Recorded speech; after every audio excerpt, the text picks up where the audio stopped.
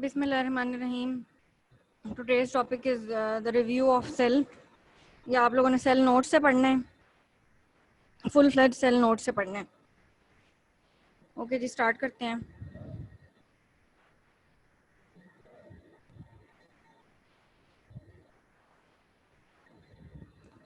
Biochemical composition of cell. Learning objectives आप लोगों के क्या हैं कि describe biochemical composition of cell. Question आपको इस तरह से आ सकता है, और दूसरे ये आ सकता है कि describe the biochemical functions and diseases related to cell organelles. और थर्ड जो बहुत इंपॉर्टेंट क्वेश्चन आ सकता है, that is the enlist the biochemical markers of cell organelles. ठीक है, तो डिफरेंट क्वेश्चंस हैं। What is a cell? Cell, ये आगे आपको छोटी छोटी डेफिनेशंस में सारी बताऊंगी। What are cell organelles and name some cell organelles. ठीक है, तो what is a cell? Cell is basically the smallest fundamental unit of life which can carry out all the necessary functions on its own. And they can reproduce, metabolize, grow, undergo development or repair, and respond to change in outer or inner environment. There are basically two types of cells, eukaryotic cell and prokaryotic cell. Humans are basically eukaryotes, and जो bacteria हैं या जो amoeba वगैरह ये सारी चीज़ें जो हैं ये प्रोकैरियोट्स हैं।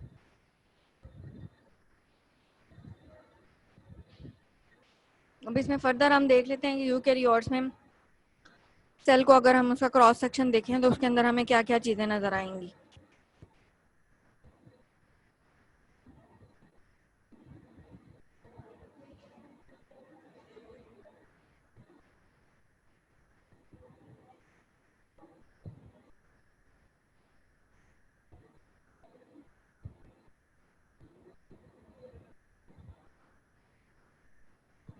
फिर आ जाते हैं what are cell organelles. Organelle जो है वो वर्ड कहाँ से निकला है? ऑर्गन से। That means part of the whole. So cell के जो छोटे छोटे पार्ट्स हैं उसको हम ऑर्गेनल्स कहते हैं, ऑर्गेनेलिस भी कहते हैं कुछ लोग, जो मर्जी आप कह लें।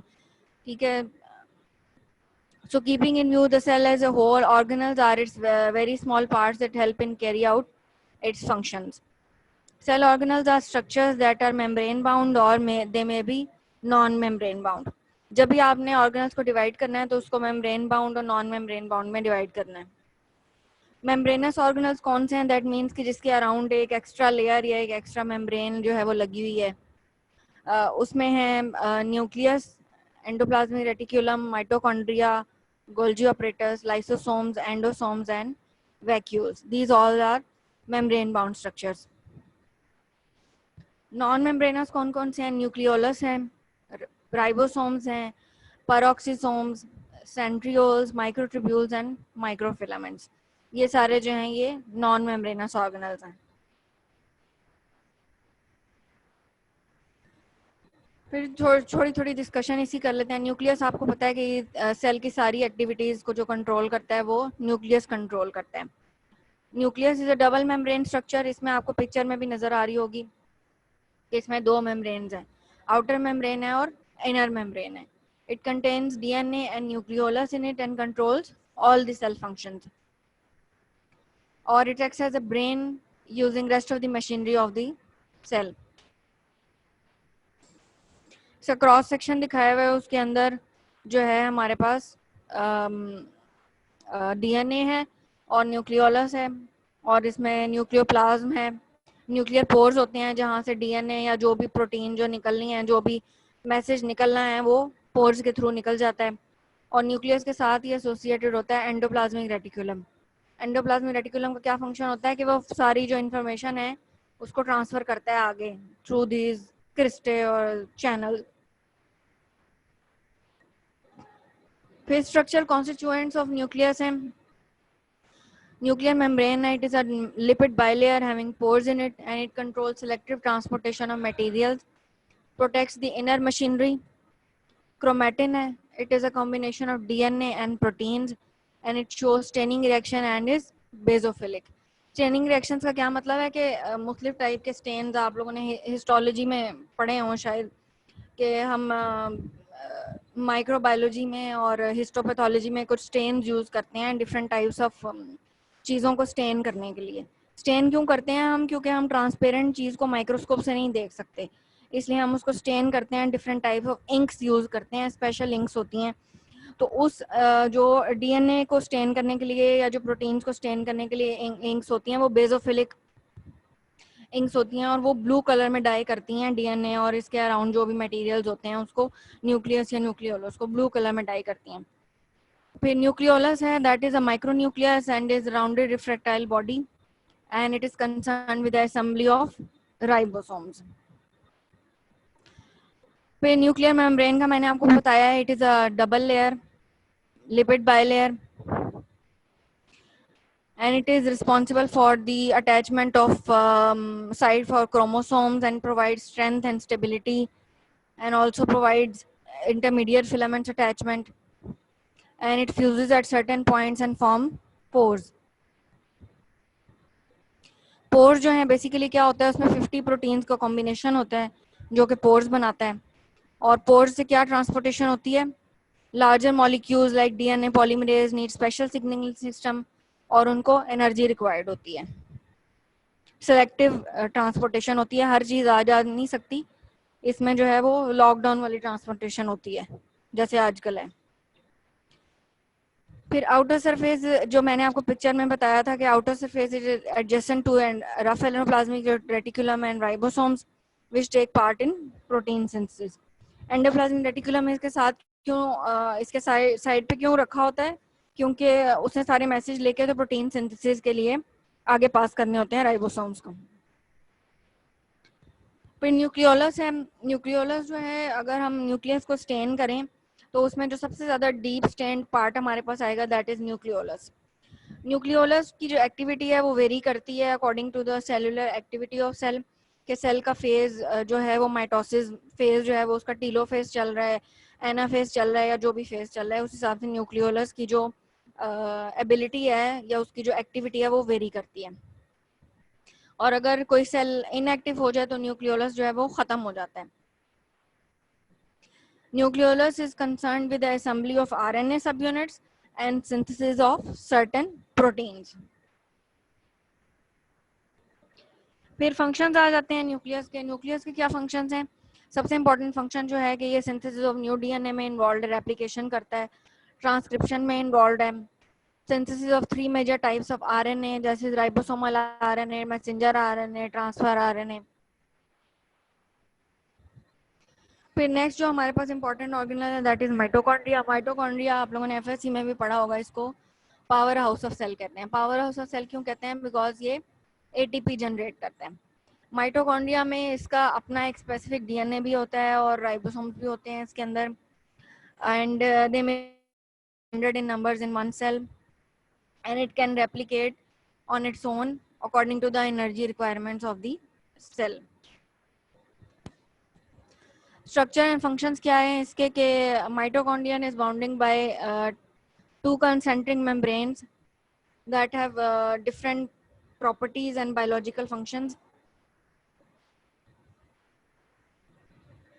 स्ट्रक्चर में इसके कौन कौन सी इंपॉर्टेंट चीजें हैं? माइटोकॉन्ड्रियल मेम्ब्रेन्स हैं जिसमें इनर और आउटर मेम्ब्रेन है, माइटोकॉन्ड्रियल मैट्रिक्स है, इनर मेम्ब्रेन पार्टिकल्स हैं, for example cytochromes. Mitochondria produces energy via oxidative phosphorylation and electron transport chain in the form of ATP and NADH2. And it also regulates apoptosis and reproduction of the cell. Mitochondrial membrane की थोड़ी बात कर लेते हैं। Mitochondrial membrane जो है, outer mitochondrial membrane is composed of phospholipids and contains a considerable amount of cholesterol. The outer membrane also contains many copies of proteins called porins. Functions क्या हैं इन porins के?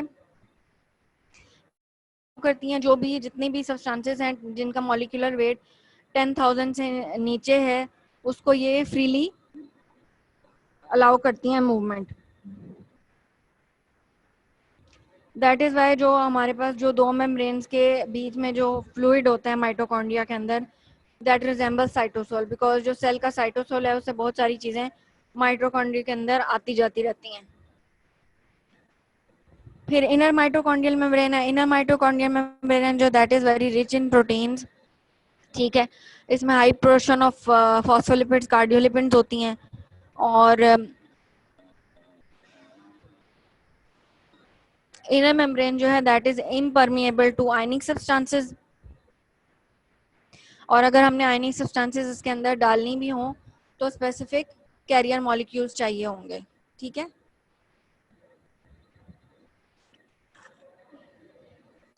The inner mitochondrial membrane is highly folded, और उसमें जो भी folds नजर आते हैं ना, उसको हम कहते हैं क्रिस्टे।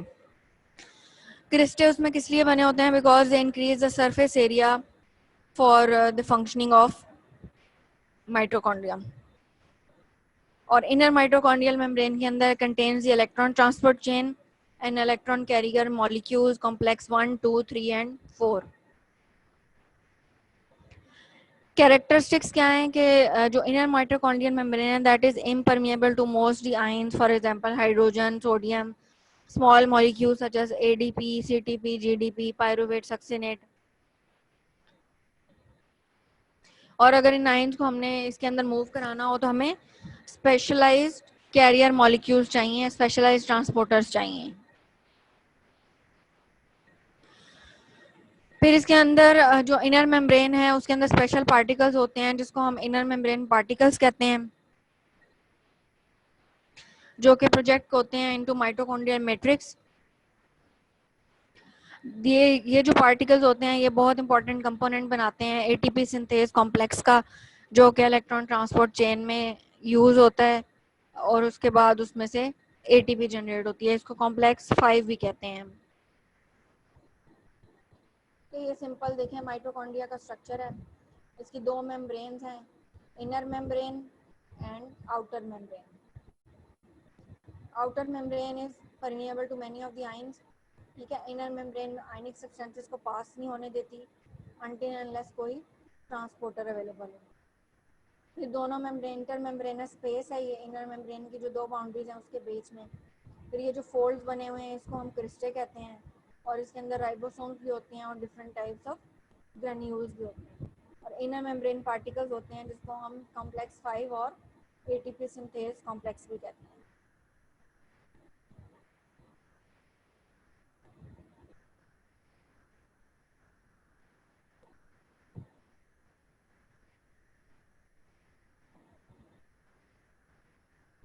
माइटोकॉन्ड्रिया मैट्रिक्स जो है it is basically gel like matrix जो कि इन मेम्ब्रेन के अंदर होती है। माइटोकॉन्ड्रिया जो है ना that is not genetically autonomous. Autonomous का मतलब यह है कि वो खुद से ही अपना काम नहीं कर जाता है, उसके अंदर जो भी डीएनए है वो न्यूक्लियर डीएनए से ही आती है इंफॉर्मेशन कि माइटोकॉन्ड्रिया में किस तरह का डीएनए बना है और कितना चाहिए, कितनी क्वांटिटी में प्रोटीन्स उसके अंदर जो है ना वो बनेंगी। फंक्शन ऑफ माइटोकॉन्ड्रिया क्या है कि matrix contains all the enzymes of citric acid cycle, it contains enzymes of beta oxidation, contains enzyme for amino acid oxidation, and in addition NAD, FAD, ADP, and inorganic phosphate, mitochondrial DNA, RNA, and mitochondrial ribosomes. और जो भी enzyme glycolysis के लिए चाहिए होते हैं वो mitochondria के अंदर नहीं होते बल्कि साइटोसोल में होते हैं। क्लिनिकल एस्पेक्ट इसका क्या है कि लफ डिजीज जो है that involves the mitochondrion has been reported. उसमें क्या होता है कि माइटोकॉन्ड्रियल डीएनए इज डैमेज्ड। इसके अलावा और भी बहुत सी चीज़ें हैं जिससे माइटोकॉन्ड्रियल डीएनए डैमेज हो सकता है। दिस में भी फ्री रेडिकल्स और age related changes such as Parkinson's disease, cardiomyopathy, उससे भी माइटोकॉन्ड्रिया डैमेज हो जाता है। फिर हम बात कर लेते हैं एंडोप्लाज्मिक रेटिकुलम की।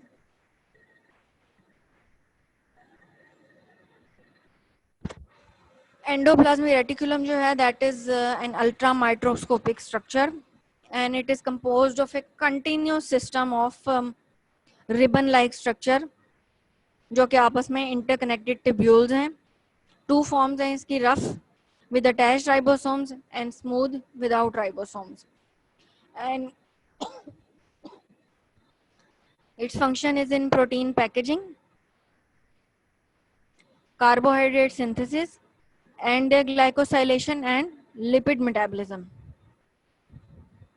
इसमें एंडोप्लाज्मिक रेटिकुलम का रोल है. नेक्स्ट हम आ जाते हैं कि एंडोप्लाज्मिक रेटिकुलम है special proteins called chaperones which play important role in the assembly and proper folding of other proteins. Functions of rough endoplasmic reticulum: first of all, transport of proteins. Second is the proper folding of proteins. Third is the post-translational modification of proteins. These all are very important functions of rough endoplasmic reticulum. Smooth endoplasmic reticulum के functions क्या क्या हैं? एक तो ये कि synthesis of lipids, cholesterol and other steroids including hormones of adrenal cortex and gonads, synthesis of carbohydrates and proteins. It has a role in lipid metabolism, synthesis of phospholipids, sterol synthesis, elongation of fatty acids, for example palmitic acid to stearic acid, and desaturation of fatty acids. These all are very important functions of smooth endoplasmic reticulum. फिर इसके अलावा smooth endoplasmic reticulum detoxification of drugs में भी involve है, तो इसके साथ cytochrome P450 attach है जो कि हेल्प करता है in detoxification of drugs. Endoplasmic reticulum से मिलती जुलती एक और चीज होती है हमारी मसल्स के अंदर, उसको हम कहते हैं सार्कोप्लाज्मिक रेटिकुलम. सार्कोप्लाज्मिक रेटिकुलम का भी सेम फंक्शन है and it stores calcium ions to take part in excitation, contraction, coupling of during muscle contraction and relaxation. फिर हम थोड़ी बात कर लेते हैं गोल्जी कॉम्प्लेक्स की. गोल्जी कॉम्प्लेक्स का दूसरा नाम जो है that is dictyosomes and these are basically cup like structures. These are situated near the nucleus, separated from it by rough endoplasmic reticulum, and these are composed of a number of flattened membranous cisterns or sacs arranged in a stack form with associated vacuoles and vesicles.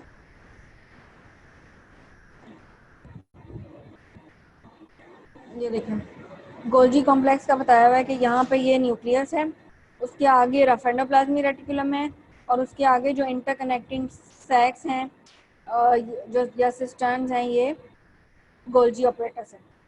और इसके अंदर different types of vacuoles हैं क्योंकि इसने अपने अंदर चीज़ें जब इसके अंदर आ जाती हैं एंडोप्लाज्मिक रेटिकुलम से तो ये उनको पैकेज करता है. उनकी मतलब अब आप समझ लें कि ये TCS कोरियर है या लेपर्ड कोरियर है कि ये आप जो भी डिलीवरी इसको देंगे वो उसको अच्छी तरह से पैक करेगा, उसके ऊपर टेपें शेपें लगाएगा और फिर डिलीवरी आ जाएगी. ठीक है. फंक्शन इसके क्या क्या है कि ये पैकिंग करता है चीज़ों की, फिर कंडेंसेशन करता है, स्टोर करता है उनको, फाइनल प्रोटियोलाइसिस करता है, स्पेसिफिक डिस्ट्रीब्यूशन करता है.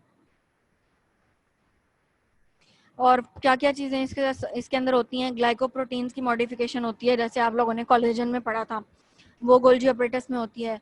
फिर कुछ प्रोटीन्स ऐसी हैं जिसकी फॉस्फोरिलेशन होती है, फॉस्फेट ग्रुप उनके साथ अटैच होता है. फिर ये क्या करता है कि ये ट्रांसलेशन भी करता है गोल्जी ऑपरेटस. मुख्तलिफ टाइप्स ऑफ प्रोटीन जो है उनके साथ सिर्फ ग्रुप्स अटैच नहीं करता, ग्रुप्स को रिमूव भी करता है. ठीक है. Signal removal, beginning of glycosylation भी करता है. और ये सारी चीज़ें जब इसके अंदर बन जाती हैं तो यहाँ से एक सिक्रेटरी ग्रैन्यूल बनता है, वो इसकी वॉल से निकल के तो बाहर एक्सोसाइटोसिस के उससे सेल से बाहर निकल जाता है. ठीक है.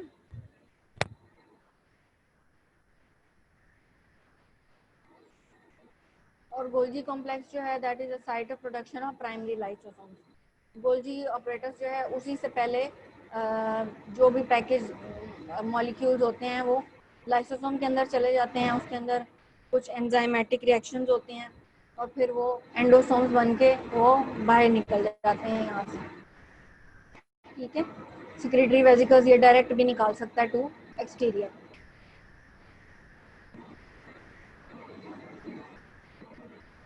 Golgi complex also give rise to acroblasts of somatids that is converted into acrosome of spermatozoa. और एक्रोसोम ऑफ स्पर्मेटोजोआ जो है that is involve in the facilitation of fertilization of ovum during reproduction. फिर बात कर लेते हैं ribosomes की। Ribosomes are basically ribonucleoprotein particles because they are complexes of ribosomal RNA and proteins. Ribosomes के जो हैं contain 4 different ribosomal RNA, 73 different proteins हैं इसकी। It is a macromolecule and it is a site of protein synthesis and it is present in cytosol as well as mitochondria.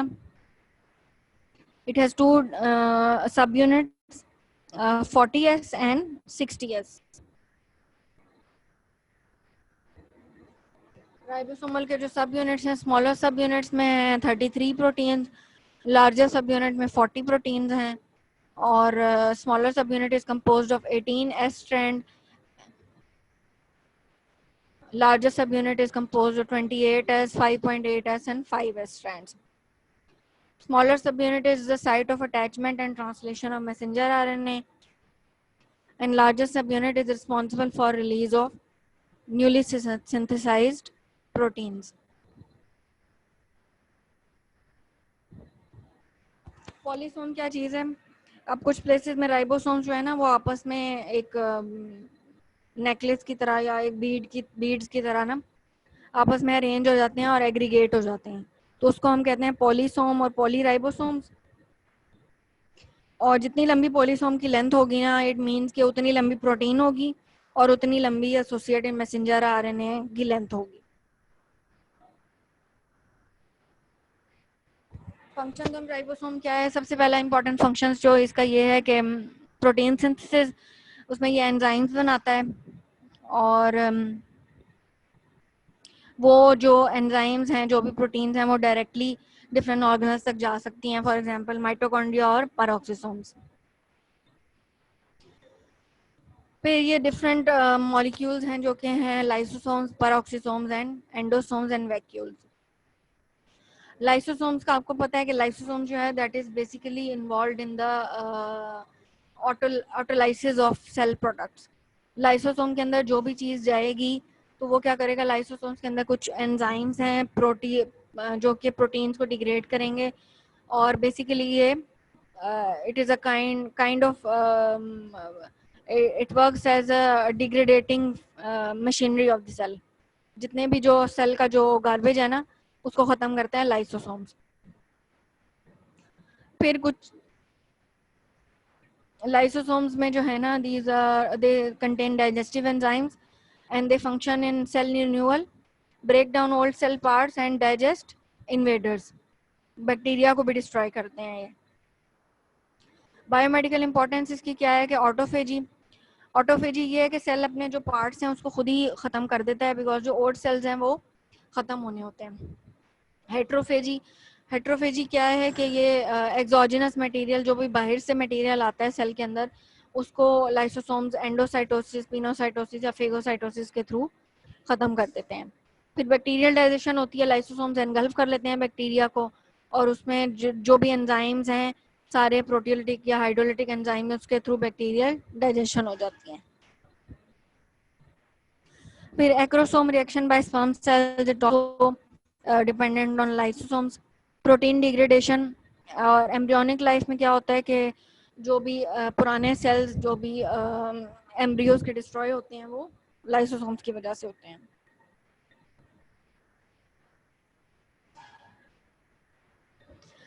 Clinical importance क्या है कि कुछ लोगों को जो एक्स्ट्रा एलर्जिक रिस्पॉन्सेज होते हैं या जो ऑर्थराइटिस यानी जोड़ों की जो कंप्लेंट्स होती हैं वो इस वजह से भी होती हैं कि जो लाइसोसोम्स के एंजाइम हैं वो सेल से बाहर निकल आते हैं और वो बॉडी के जो यूजफुल सेल्स हैं उसको भी डिस्ट्रॉय करना शुरू कर देते हैं, जिसकी वजह से जो बॉडी में डिफरेंट टाइप ऑफ एलर्जीज और ये ऑर्थराइटिक कंप्लेंट्स होती हैं।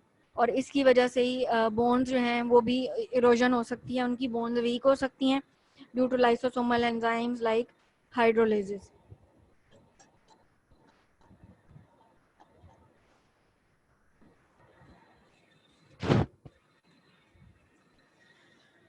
फिर इसके अलावा कुछ इनहेरिटेड डिसऑर्डर्स हैं जिसमें लाइसोसोम्स के जो एंजाइम्स हैं वो डिफेक्टिव होते हैं और सही तरह से उसमें वो अपना काम नहीं कर पाते,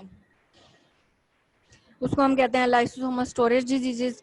इसमें different organs, multi organ failure हो सकता है, इसमें नर्वस सिस्टम भी इन्वॉल्व हो सकता है, kidney, liver, spleen, heart and bones भी। फिर आ जाते हैं endosomes. Endosomes are basically membrane bound vesicles and they are uh, formed by a complex family of processes known as endocytosis. Endosome जो है उसकी सरफेस पे एक क्लैथरीन प्रोटीन होती है जो कि इसकी सरफेस पे नहीं होती, तो एंडोसोम्स बन जाते हैं। फंक्शन इसके क्या है कि जो एलडीएल अपटेक होती है ना, लो डेंसिटी लाइपोप्रोटीन अपटेक होती है बॉडी से from the periphery to the liver cells, is associated with endosomes. बस इससे इससे ज्यादा आपको डिटेल करने की जरूरत नहीं है। फिर आ जाते हैं पेरोक्सिसोम्स। पेरोक्सिसोम्स को हम माइक्रोबॉडीज भी कहते हैं। These are specially present in liver and kidneys, and they have 0.5 microns in diameter, and they are formed from the budding of from the synaptic reticulum. Enzymes इसके साइटोसोल से आते हैं। Peroxisomes के फंक्शन क्या है कि ये ऑक्सीडेशन रिएक्शंस में इसकी इम्पोर्टेंस है, हाइड्रोजन पेरोक्साइड प्रोड्यूस करते हैं, beta oxidation bye liver peroxisomes. और उसके अलावा ये जो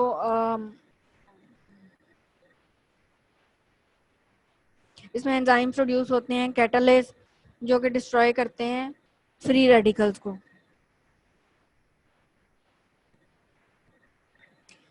फिर ये सिंथेसिस ऑफ कोलेस्ट्रॉल में इसका फंक्शन है। फिर participates in synthesis of bile acids, synthesis of glycolipids and plasmalogens, breakdown of excess proteins, and metabolism of D amino acids.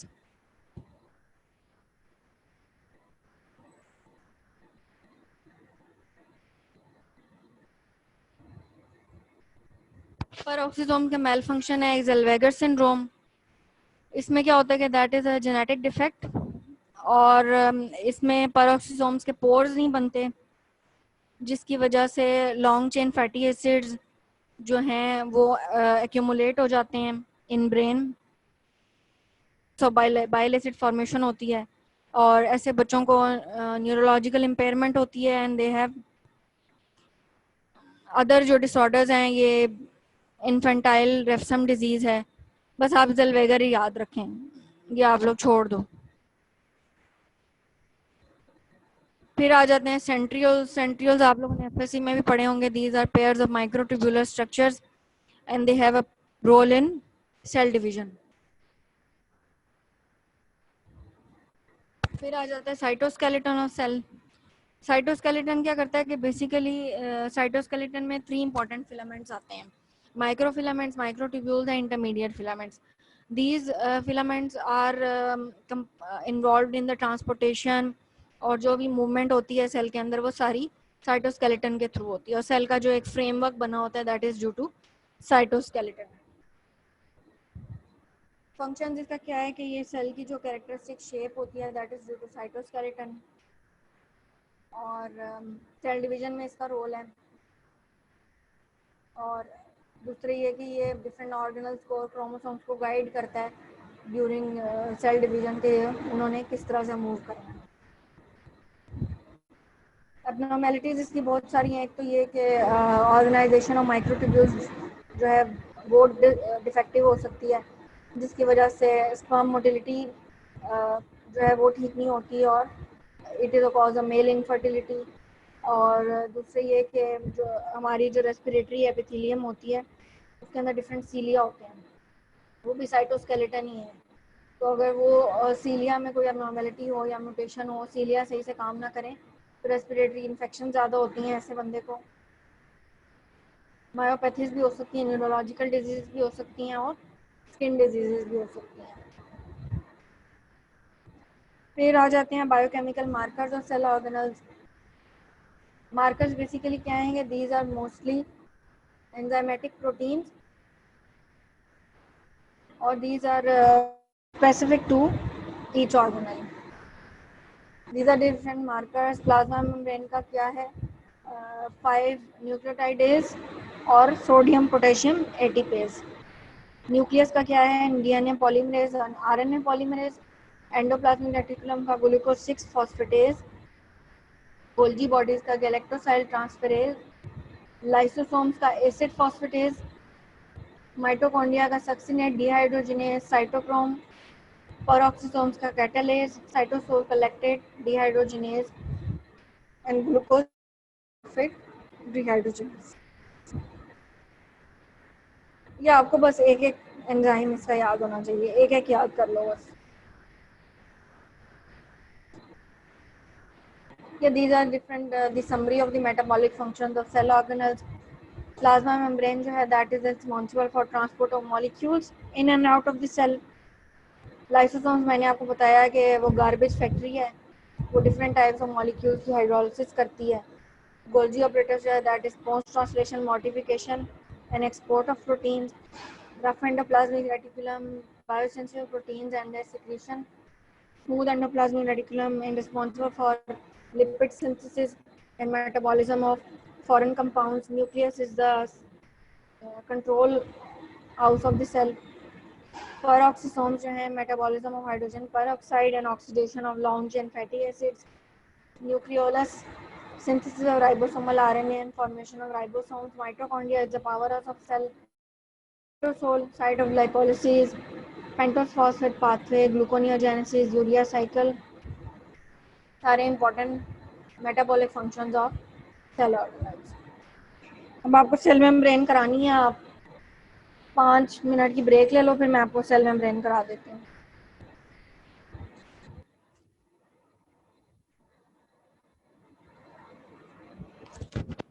Okay जी, now we start the plasma membrane. Plasma membrane का basically जो चीज़ important है वो इसका fluid mosaic model है.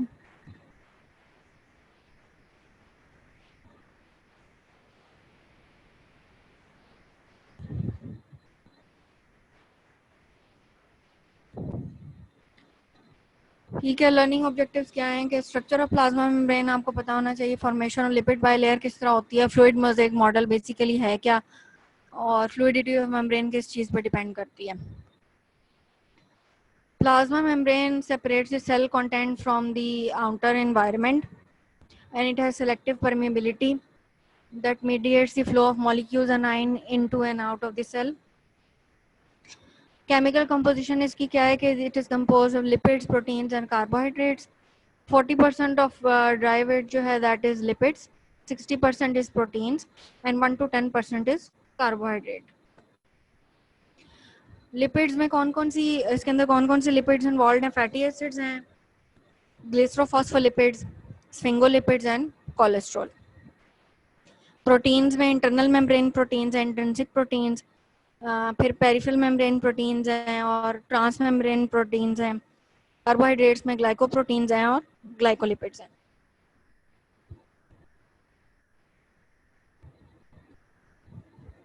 Lipids जो present हैं सेल मेम्ब्रेन में, उसमें दे हैव अ पोलर और ionic head, hydrophilic, and they have non-polar tail that is hydrophobic, and they are amphipathic. Fatty acids are the major components of most membrane lipids, and non-polar tails of most membrane lipids are long-chain fatty acids attached to polar head groups such as glycerol 3-phosphate. इसमें कितने 50% saturated fatty acids हैं और 50% unsaturated fatty acids हैं. Saturated fatty acids में हमारे पास 16 to 18 carbon atom वाले fatty acids हैं और अनसैचुरेटेड में ओलिक एसिड जो है दैट इज इन्वॉल्व.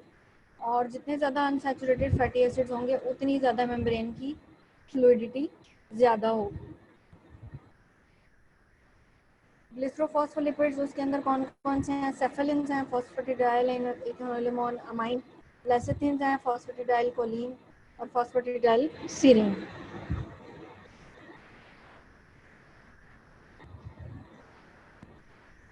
स्फिंगोलिपिड्स हैं. These are especially found in nervous tissues And there are three types of sphingolipids: sphingomyelin, cerebrosides, and gangliosides.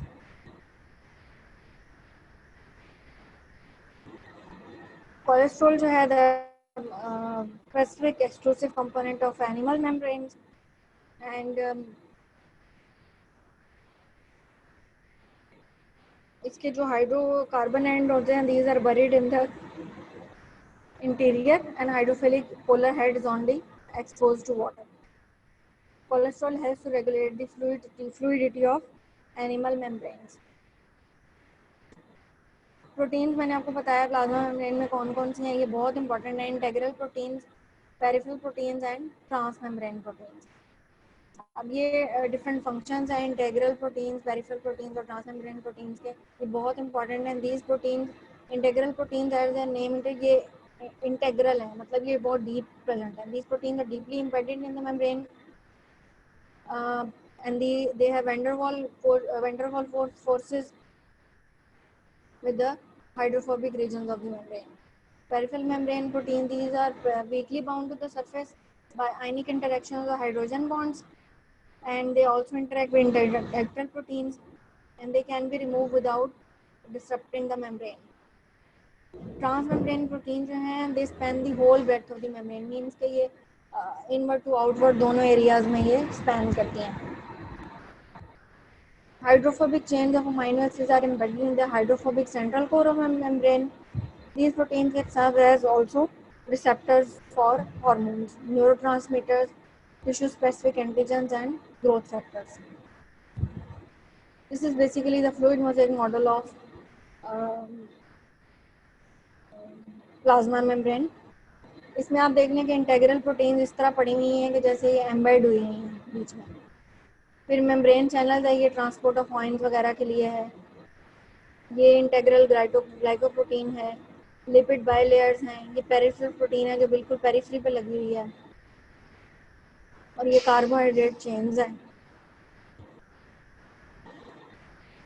Carbohydrates constitute only about 5% of weight of cell membrane, and these are composed of glycoproteins and the same picture है पिछले जैसी. अच्छा, अब lipid bilayer की formation किस तरह होती है. जो ग्लिसरोफॉस्फोलिपिड्स हैं, स्फिंगोलिपिड्स हैं, दे फॉर्म बायलेयर्स. और ओरिएंटेशन ऑफ लिपिड बायलेयर किस तरह होती है कि hydrophobic tails orient the inside of bilayer, and hydrophilic polar heads जो हैं वो एक्वस सॉल्यूशन की तरफ उनका फेस होता है, बिकॉज वो वाटर के साथ इंटरेक्ट करती हैं. Structure of lipid bilayer, phospholipid bilayer, इसकी हाइड्रोफोबिक टेल है, and it has a hydrophilic round head which is exposed to the aqueous environment. यहाँ पे पानी शानी आप सपोज करो. अच्छा, आप सारी लिपिड जो हैं वो लिपिड बायलेयर नहीं बना सकती हैं. वही वाली लिपिड बायलेयर, वही वाली जो मेम्ब्रेन्स हैं वो लिपिड बायलेयर बनाती हैं जिसमें जो हेड और टेल जो हैं दे आर अप्रॉक्सीमेटली इक्वल. मतलब ये कि ये दोनों एक दूसरे को कॉरेस्पॉन्ड करेंगे. ये वाली इसके साथ, ये वाली इसके साथ, ये वाली इसके साथ, ये वाली इसके साथ. तो इस तरह से लिपिड बायलेयर बनेगी, अदरवाइज लिपिड बायलेयर नहीं बन सकती. फिर fluid mosaic model of membrane क्या है. फ्लूइड मोज़ेक मॉडल जो है that was proposed by Singer and Nicolson in 1972. इसकी डेफिनेशन क्या है कि the membrane proteins, intrinsic proteins and peripheral proteins float in an environment of fluid phospholipid bilayers. Means ये कि all the different kind of proteins float in a environment of fluid phospholipid bilayer. अच्छा, अब translation diffusion क्या है. Translation diffusion ये है कि ये जो लिपिड बायलेयर होती है इसकी जो दो लेयर्स होती हैं they can slide past each other. मतलब ये कि इनकी मूवमेंट हो सकती है लाइक जैसे right to left, right to left, left to right, right to left, left to right. इस तरह की मूवमेंट इसकी हो सकती है. इस चीज़ को हम कहते हैं ट्रांसलेशनल डिफ्यूजन. और इसी केस में जो हमारे पास इंटेग्रल प्रोटीन्स हैं ये सारी जो हैं वो भी उसके साथ मूव कर सकती हैं. Within the plane of membrane, one molecule of phospholipid can move several micrometers per second.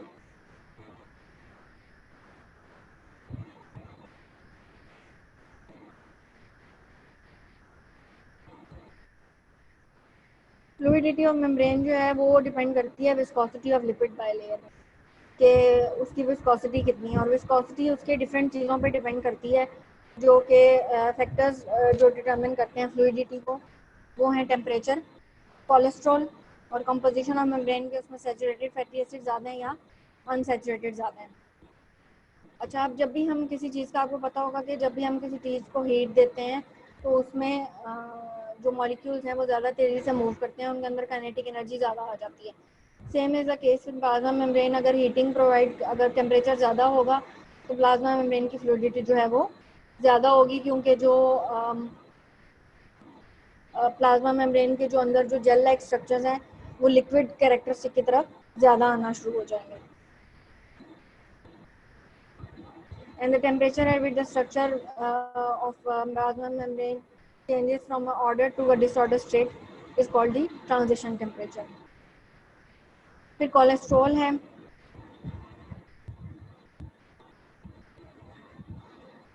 Cholesterol जो है हाई टेम्परेचर पे क्या करता है कि वो स्टेबलाइज करता है मेम्ब्रेन को, और लो टेम्परेचर पे वो मेम्ब्रेन के बीच में जाके इंटरकलेक्ट करता है, उसके अंदर जाके बैठ जाता है और मेम्ब्रेन को आपस में चिपकने नहीं देता, एडिशन नहीं होने देता, उसको क्लस्टर नहीं होने देता। ये एक छोटी सी डायग्राम है, इसमें ये बताया हुआ है कि लो टेम्परेचर पे फ्लूइडिटी डिक्रीज कर जाएगी, हाई टेम्परेचर पे फ्लूइडिटी ज़्यादा हो जाएगी। कोलेस्ट्रॉल अगर ज़्यादा होगा तो फ्लूइडिटी ज़्यादा होगी, कोलेस्ट्रॉल अगर कम होगा तो फ्लूइडिटी कम होगी। इसी तरह अनसैचुरेटेड फैटी एसिड्स अगर ज़्यादा होंगे तो फ्लूइडिटी ज़्यादा होगी, और सैचुरेटेड अगर ज़्यादा होंगे तो फ्लूइडिटी कम होगी।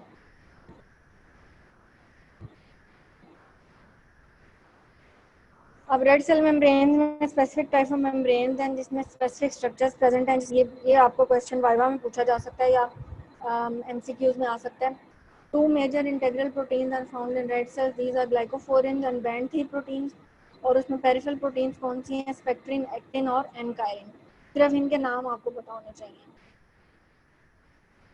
ठीक है, ये साथ में एक लिंक दे रही हूँ यूट्यूब का, इसमें आपको प्लाज्मा मेम्ब्रेन ड्रॉ करना बड़ा अच्छा सिखाया हुआ है, क्योंकि प्लाज्मा मेम्ब्रेन समटाइम सिर्फ ड्रॉ करने के लिए भी आ जाता है, तो उसकी ड्राइंग भी आनी चाहिए आपको।